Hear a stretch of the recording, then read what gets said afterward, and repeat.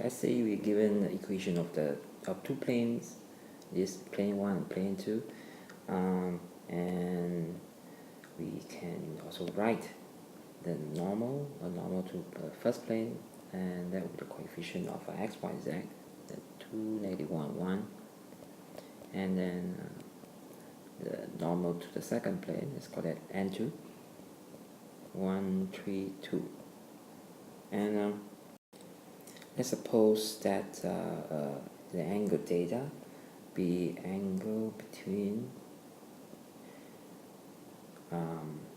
the two planes. I'll come back to that later.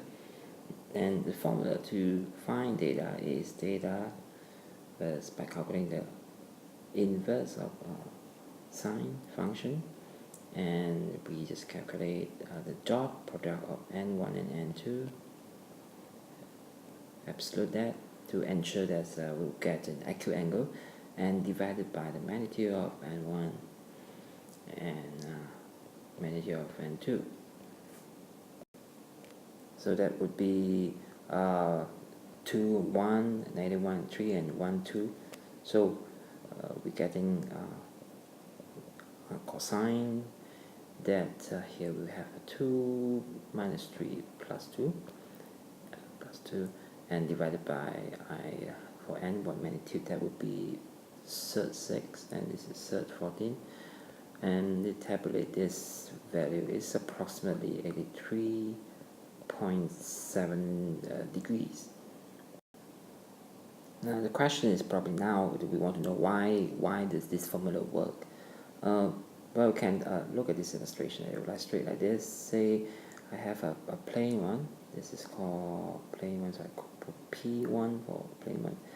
And then suppose I have the second plane. It something like this. It does this.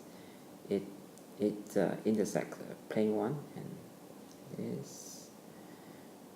Okay, so the intersection, actually they're going to form a line. It's like two pieces of paper when you like able to push one into the other, and you form the intersection will actually be a line, and that someone will be looking from this direction. Again, that's the eye. Yeah.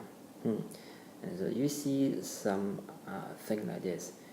You will see the plane 1, something like this, P1, and then you probably see the P2 will be here, plane 2, P2, and the normal of P2 will be, I'll place that here, so that be N2, and the normal to plane 1 will be, I will start from this here, this place, that will be N1.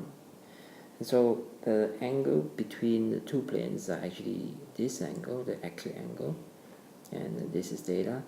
And if you think about this angle between the n1 and n2 is also theta, because this is something like sort of like the two planes being rotated with this point, sort of like point, the line, in fact, like a rotational center.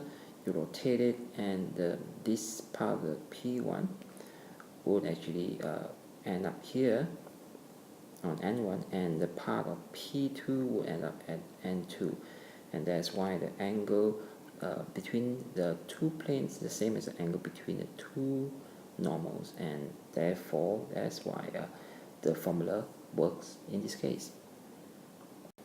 Now, lest you forget the relationship, the dot product definition, that the n1 dot n2 is equal to magnitude of n1, n2, and cosine theta.